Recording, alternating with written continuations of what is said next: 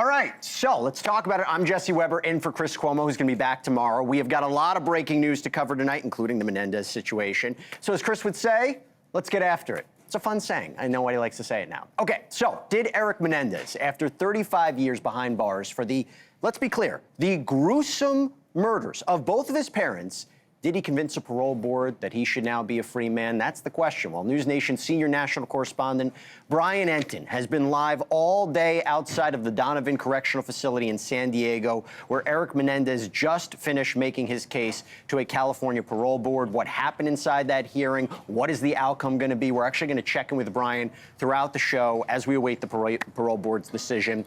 But first, we got to talk about this other breaking news that's coming out of Washington, D.C. tonight, where President Trump decided to leave the Oval Office and join the National Guard that he ordered to the front lines of his crackdown on crime.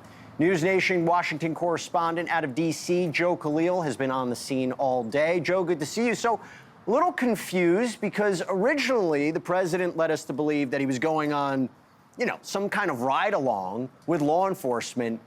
Didn't really happen. It was like a speech. What happened?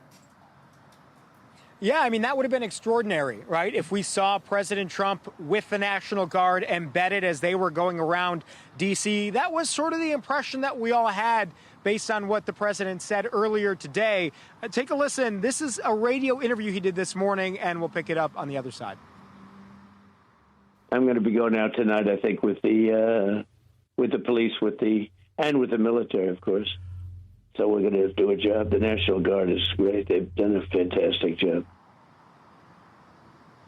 So that did not happen. What happened instead, Jesse, was President Trump came down here. This is the command center for effectively the entire D.C. federalization, the takeover. So it is a sort of convenient place for the president because he got to address National Guard, the local D.C. police, all the federal agents. There's a couple hundred officers and military members all in this room. He talked to them.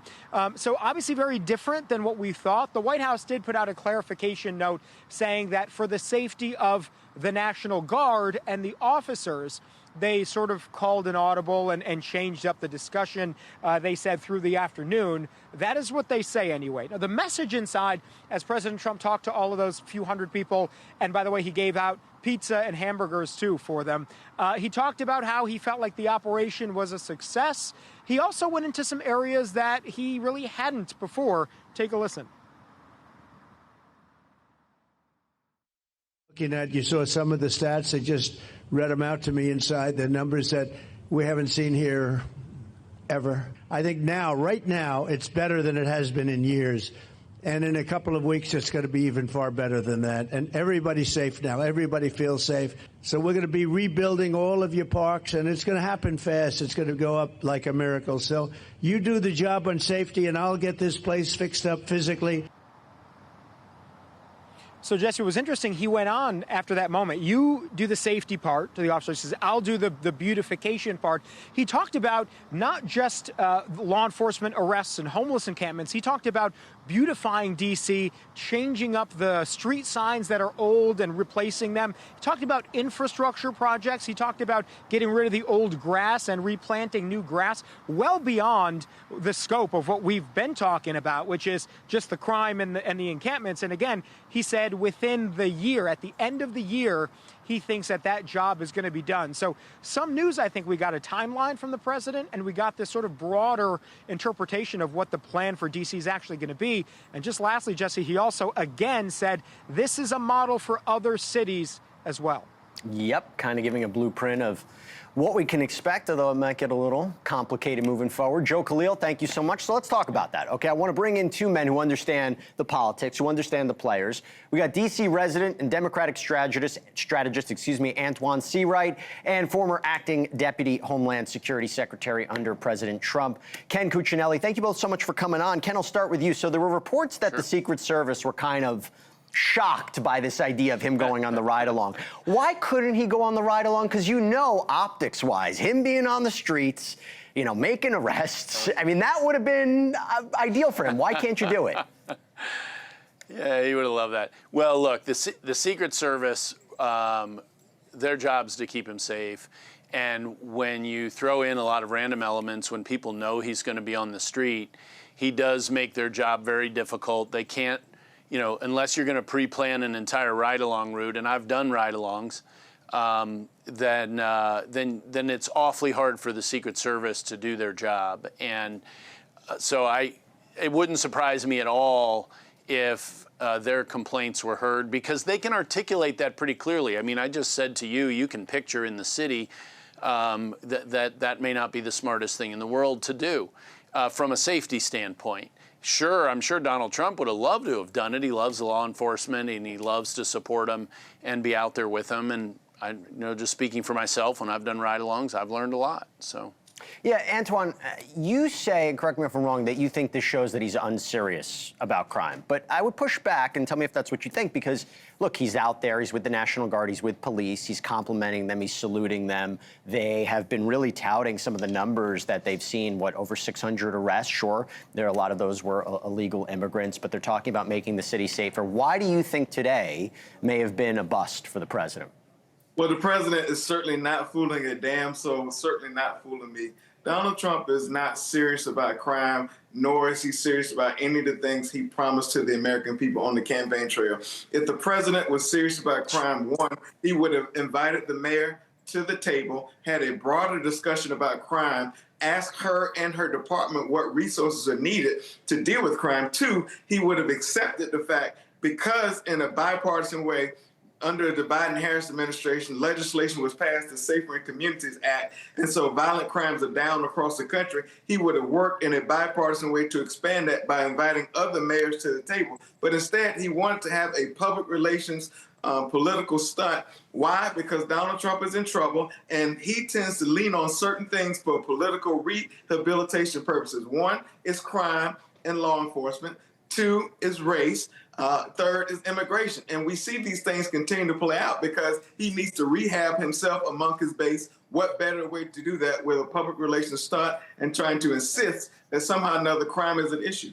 Well, Ken, I know you're going to respond to this, but let me just throw this back to you. Your response to Antjuan. So, where to begin? So the Washington Post poll of D.C. residents found that 80% are actually opposed to President Trump federalizing D.C., the police department. 65% say they won't make the city safer. I mentioned the numbers of arrests, but nearly half of those arrests are illegal immigrants. What's your response to this about whether or not this was a show, or whether or not this is a continuation of him trying to be consistent of a battle on crime, Ken? So first of all, Washington, D.C. is an over 90% Democrat city. So for Donald Trump to have 80% opposition means that he has more than twice as many Republicans, meaning Democrats are supporting this effort. Maybe most oppose it because, just like we heard from Antjuan, they just knee-jerkingly oppose anything Donald Trump does. Well, I'll tell you who doesn't oppose it. Antjuan, hold on one second. Just let Ken finish and then we'll jump in. They have been supportive of this effort from the beginning, and they've been demonstrating the numbers of the improvement that's happened very quickly in public safety in Washington, D.C. So Donald Trump's having a success here, another success in really a term where he's off to a running start, and he needs to be. He only has one term.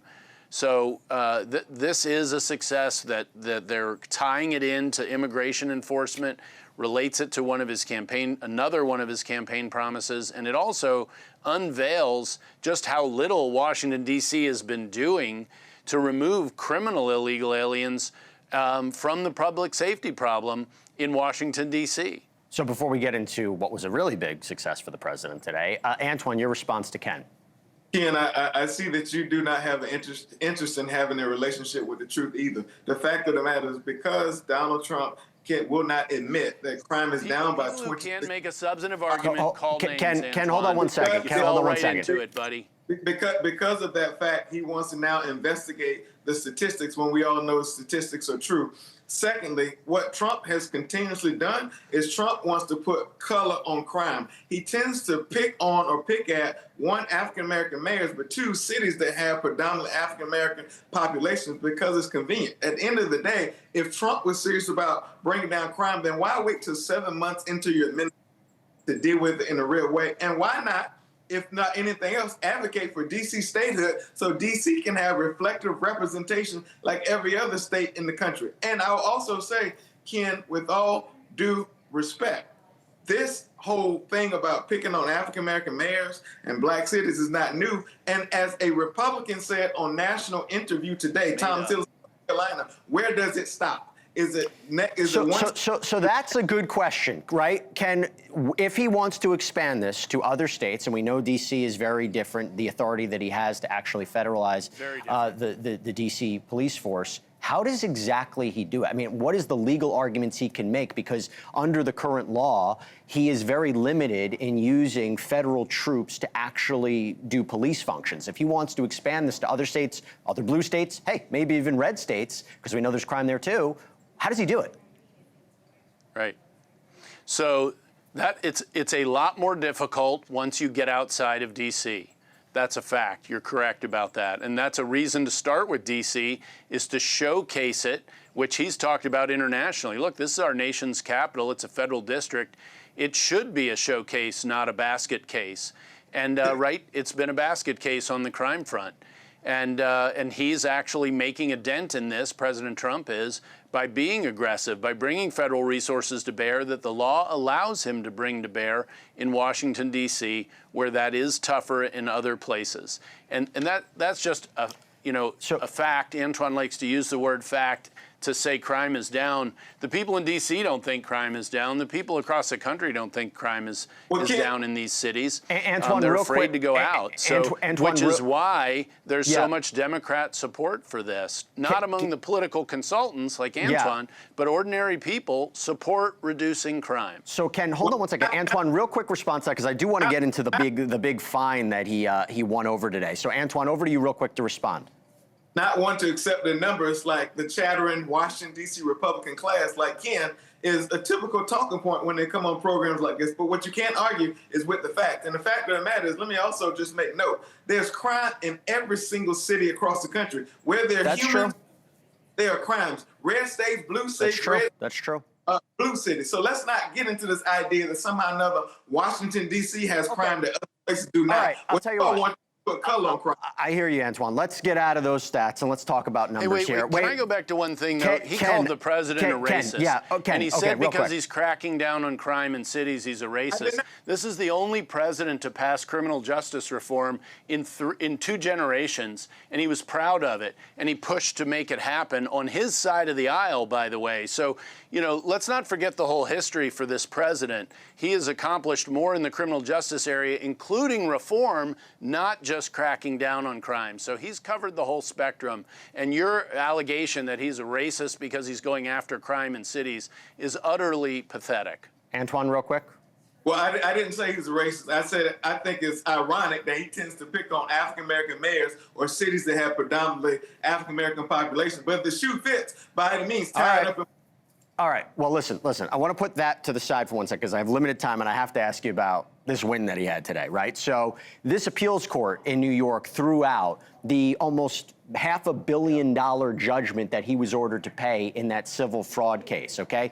You had judges today who were actually split. One judge said the case shouldn't even been brought. Actually said the AG, Letitia James, shouldn't have actually brought the case. Now it becomes a question, is she going to appeal it? Is he going to appeal it? Because basically they still said he's liable, he committed fraud. So, I mean, he said this is a total victory. Ken, is it a total victory? Well, given the ridiculous basis of the case, yes. I mean, the idea that you have, where you don't even have victims. Letitia James, who campaigned on prosecuting Trump, Alvin Bragg campaigned on prosecuting Trump, and they made up offenses that have never been charged, at least not in the way. The court did say he was liable. The court said that he was. The court said he was playing. The court said he was playing the system, Ken. The court said he was playing the system in order to submit false statements to get favorable loan and insurance terms. They still held that part up. Well, look, they're limited in what they can do with a lower court. But the fact that you had a judge on a New York panel say this case should have never even been brought tells you an awful lot. This is not just a random selection. All the judges in New York are Democrats, all of them, virtually, because that's the pool that's drawn from. I just say that because it's been that way for a long time. And to wipe out a $500 million ruling in really a civil case that was brought to fulfill a campaign promise. And how outrageous is it to promise to prosecute particular people so when you're talking a lawyer, you're talking about Letitia James is a just outcome. You're talking about that. The court actually took issue with some of the comments that she had. Antjuan, I mean, the president says this is a big win for New York businesses. You say that today's ruling was a loss to New Yorkers. How? I mean, isn't this justice? The appellate court looked at it and they said, nah, this was too excessive of a fine. Well, it was a split decision, and we all know a split decision. But they were unanimous that it was too excessive of a fine.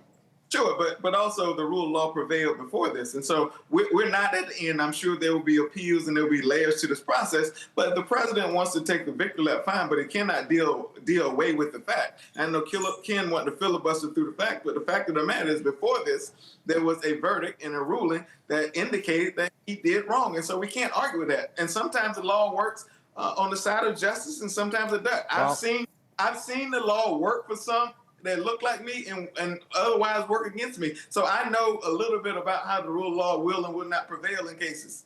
All right. Ken Cuccinelli, Antjuan Seawright, thank you both so much for coming on. Spirited debate, I'll say that much. Good to be with you. Yep, good seeing you both. Thank you so much. All right. Coming up, here's a question for you. Was Eric Menendez able to convince a parole board after 35 years behind bars for the brutal murders of his parents that he deserves now to be a free man? Well, we got NewsNation senior national correspondent Brian Entin at the prison. He is monitoring the situation in real time. But first, got another question for you. Gavin Newsom, heard about him? He is doing a very different kind of strategy to take down Donald Trump. Is it working? Can the California governor beat the president literally at his own game? We're going to debate that next.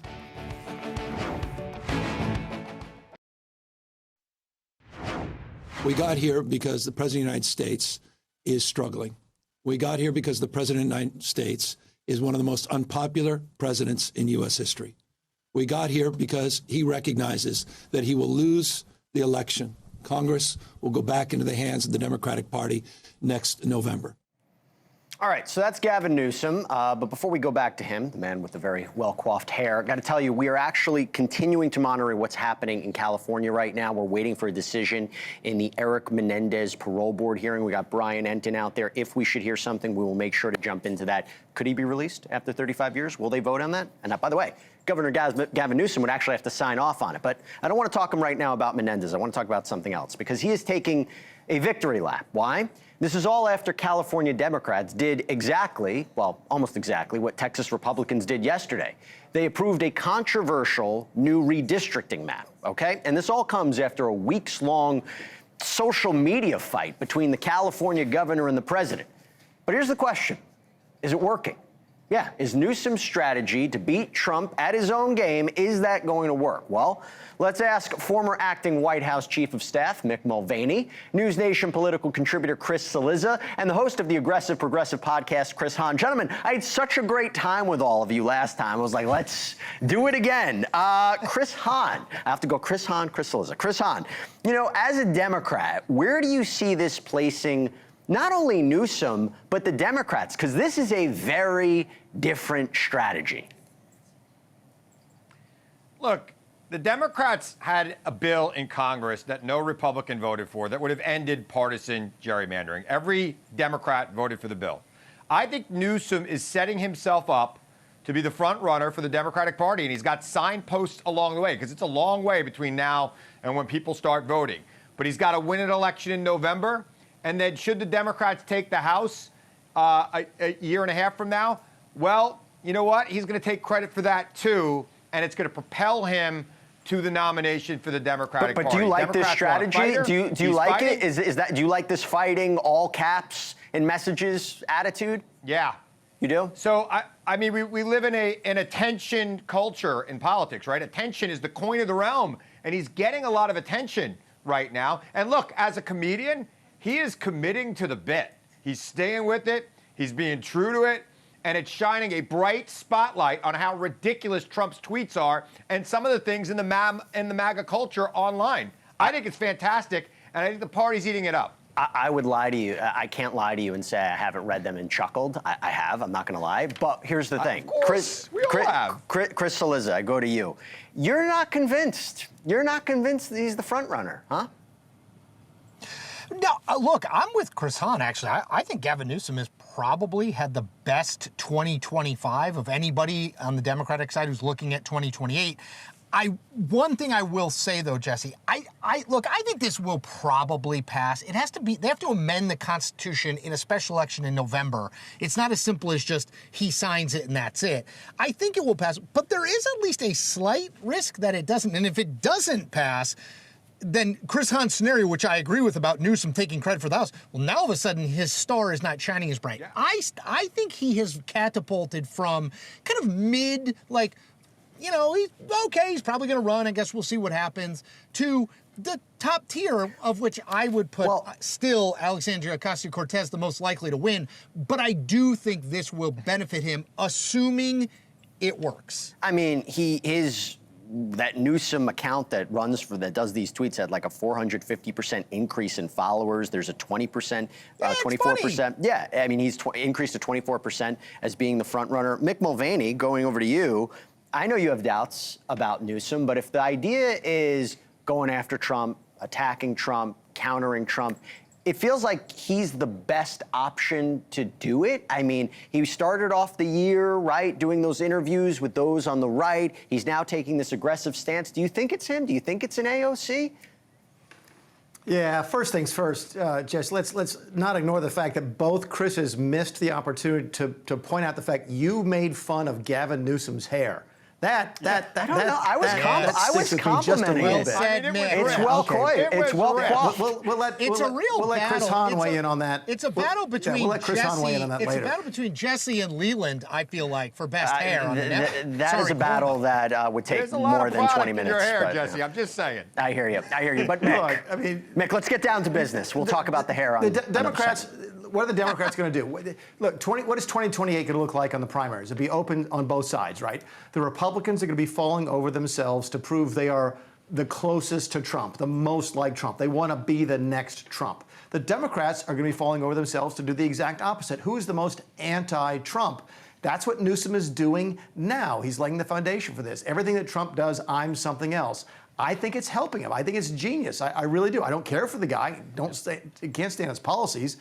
Glad that I don't live in California. But from a political standpoint, he's doing all of the right things to move to the top of the list. Pritzker's got to be sitting back going, how do I get this guy's PR? I mean, everybody else who wants to be a Democrat candidate is now, chasing Gavin Newsom. Mick, I have to be honest with you. I'm very bothered by this whole redistricting conversation. I don't think it's right what was happening in Texas. I don't think that the answer in California is to fight fire with fire. You ask me, it is taking the power and the vote away from the American people. I have a serious concern about it. It feels like rigging the system. However, what are we seeing? Now this can go state by state. You can move to places like New York, New Jersey, Illinois, Maryland, Ohio, Florida. Who comes on top? Who comes out on top here? I don't think it's us. Here's my question to you, not to you, because you said you were upset with it. This is not an attack on you, but anybody who's saying, oh my goodness, I can't believe this is happening. Where were they when California did this 10 years ago? If Texas does what they want to do, the Texas delegation will be 30-8, Republican versus Democrat. California is already 43-9, Democrat to Republican. Where were these folks who were complaining when Illinois did it already, when Maryland did it already? There's like 8 states, I think, that have 40% Trump voters and 0 representation amongst Republicans in the House. I get it. It's wrong, but it's been wrong for the last 20 years. And you got to excuse the Republicans who sit back and say, look, I get the criticism, but, unless you complained about it 20 years ago, we're really not going to listen to you. Well, Chris Hahn, let me give you the opportunity to respond to that. Yeah, because, I mean, all eyes are going to be on California in November for this special election on the ballot. Well, look, Republicans had an opportunity to vote for the John Lewis Voting Rights Act, which would have banned partisan redistricting. Even Democrats in heavily gerrymandered states like Maryland supported it. Not one Republican voted for it. They could have did it as a standalone bill. They haven't done that. Right? So I don't believe this is a both sides thing. And I think that ultimately, when this is all said and done, I think the Republicans do wind up gaining a couple of seats on Democrats through redistricting because they have an easier path to do that. But that said, I do think the Democrats still win the House. And I think that the margin of victory is going to be in California. And look, you're right. Chris is right. Gavin Newsom has made a big bet that the voters of California are going to approve this referendum. And I'm betting he has better numbers than Politico does about how that's going to happen. But should he win that bet, It is a ticket to ride. And I'm telling you right now, I think we all agree. I mean, look, we're all professionals in this business. I can recognize good politics when I see it, and as Mick just did. This is good politics, and it's the attention culture that he's understanding better than anybody right now in Chris the party. Cillizza, I want to give you the final word on this whole redistricting battle. By the way, because if they go to like Indiana and Missouri, they're not picking up that many seats, the Republicans. Yeah. No, but I think Chris Hahn is right, which is like if you do net, there's just more. That map is great. Thank you, producers, for putting that up. You know, look, Florida and Ohio are bigger states that Republicans control. That, in theory, they're going to be able to squeeze a few more districts out of. Indiana, Missouri, that's one district probably. Illinois is already gerrymandered to the hilt. I don't know how much more you're going to get out of that. And in New York and New Jersey, it's against the state constitution to open up the lines in the middle of the decade. You got to change the state constitution. That's not going to happen until 2027. So I still think Republicans lose the House just because of historic midterm with an unpopular president. This may not wind up being hugely differentiate all that much, Jesse. I think it's terrible for the average voter who already don't know who their member of Congress is, and it's just going to further make that more difficult. So it's bad for democracy. It may wind up being close to a wash. Let me end on this. Since Newsom and Trump are talking together, they're basically saying the same thing. I look at that map and they would both say, beautiful map. Best map we've ever created. Great map. Great map. All right, Chris Cillizza, Mick Mulvaney, Chris Hahn. I didn't do the voice on purpose. I'm beyond that. Thank you all so much. It was great to see all of you. Thanks, guys. Thanks, Jesse.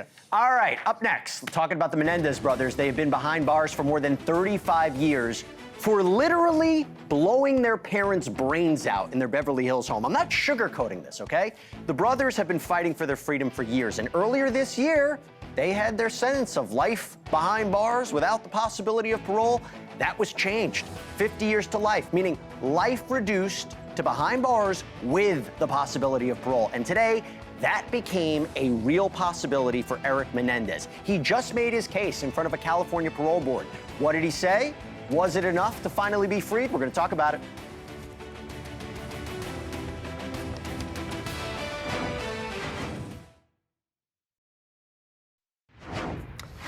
I'm Jesse Weber, in for Chris Cuomo. So it has been exactly 36 years since 18-year-old Eric Menendez and 21-year-old Lyle Menendez made the decision to walk into their parents' Beverly Hills living room, again armed with shotguns, and they blew their parents' brains out. That's what we're talking about. Okay, so the brothers, they were sentenced to life in prison without the possibility of parole, and after more than 35 years, now the sentence was reduced to life with the possibility of parole. And today was a big day. Well, today and tomorrow. Why?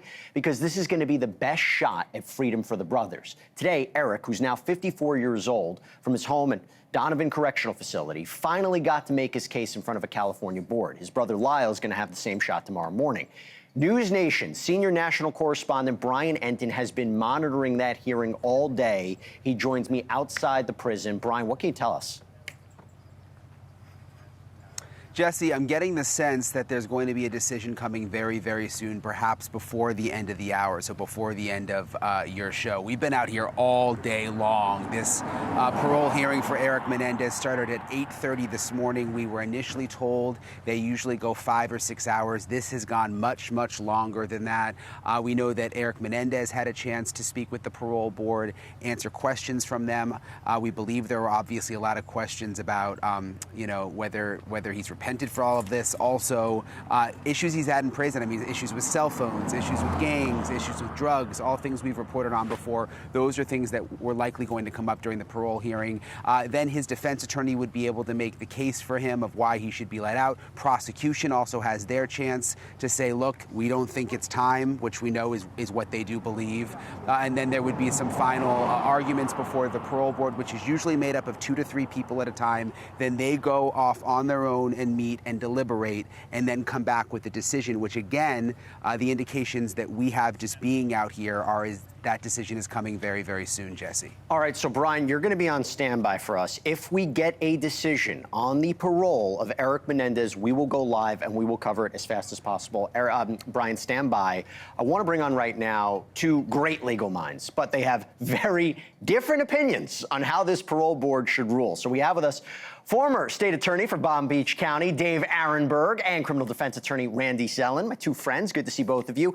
Okay, Randy, I'll start with you. You say they should get parole. My question to you is, what do you think Eric Menendez needs to say and show in order to get it? What did he need to do today? So let's reverse engineer it and start from the top. He has to show the parole board that he does not pose an unreasonable risk to society. How does he get there? What is the road to that destination? Well, Your Honors, I accept full responsibility for my offense conduct. I acknowledge what I did. It was an unspeakable thing that I did, killing my parents. Remorse doesn't begin to describe how I feel. My God, I made myself an orphan. I have worked so hard to rehabilitate myself. I have gotten myself an education. I have started programs. I've created a beautification program. I've looked deep into my heart and I can see, I have insight into what I did. Yes, I was sexually abused. In my mind, it felt like self-defense, but I know it wasn't. I was a child. We understand my motive.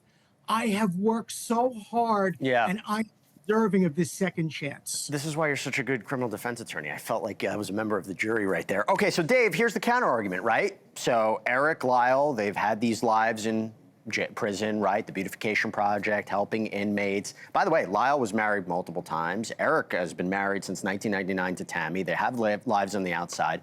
The judge who actually changed their sentence was very moved by the letters from prison officials. Yes, they committed a horrible crime, but you still think all of that doesn't matter. They shouldn't get parole, or at least Eric?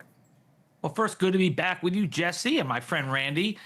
No, there are a lot of people in prison right now who have done a lot less than these two murderers who are not going to get parole because they don't have Kim Kardashian and Netflix on their side.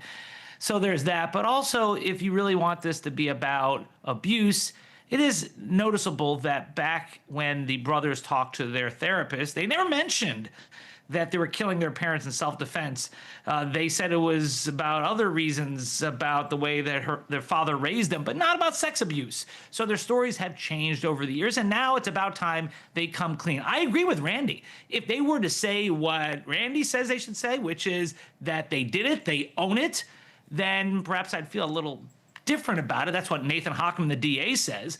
But they still tried to equivocate and they changed their stories. They haven't really taken full responsibility. And what they did was so brutal and disgusting. Yeah. They shot their mother 10 times, including once in the face, that the cops thought it was a mob hit. The killing of the mother is a real problem. Randy, real quick, 20 seconds. Is there a chance Eric or Lyle, either of them, get parole but not the other? I don't see it because their cases are so similar, and they have the support of their family, including the family of their parents. So they both get it or not. But aren't their records in prison quite different? The arguments will end up being the same. Yes, I've had some deviations off the road, but for the most part, I maintained a road of goodness and a road of redemption. Should be an interesting night, should be an interesting week. Dave Arenberg, Randy Zellen, good to see you both. Thanks so much. Thank you. Thank you, Jesse. All right, up next. So we're going to bring you that parole board decision on Eric Menendez as soon as it comes in. We're going to check in with Brian Entin at that Eric Menendez parole board hearing. Let's see what happens.